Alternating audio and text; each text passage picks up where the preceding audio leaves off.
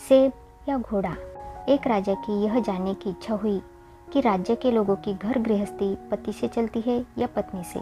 इसके लिए उसने एक सर्वे कराया। राजा ने ऐलान कराया कि जिसके घर में पति का हुक्म चलता हो उसे मनपसंद घोड़ा इनाम मिलेगा, और जिसके घर में पत्नी की सरकार हो वह एक सेब ले जाए। एक के बाद एक सभी सेब उठाकर जाने लगे। राजा को चिंता होने लगी, क्या मेरे राज्य में सभी सेब वाले ही है? तभी एक लंबी लंबी मूंछों वाला मोटा तगड़ा जवान आया और बोला, राजा जी, मेरे घर में मेरा ही हुक्म चलता है, लाइए एक घोड़ा मुझे दे दीजिए। राजा खुश हो गए और कहा, जा अपना मनपसंद घोड़ा ले जा।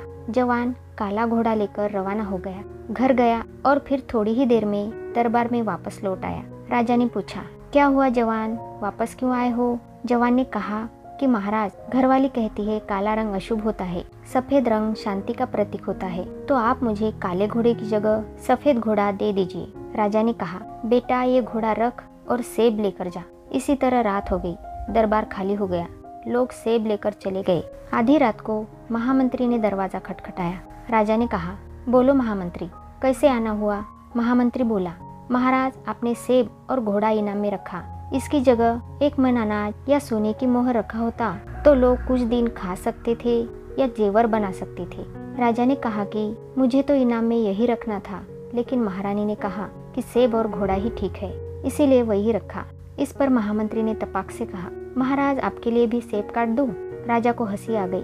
उन्होंने कहा, यह सवाल तुम दरबार में या कल सुबह भी पूछ सकते थे, तो आधी रात को क्यों आए? महामंत्री ने कहा कि मेरी धर्म पत्नी ने कहा, अभी जाओ और पूछ के आओ ताकि सच्चाई का पता चल सके।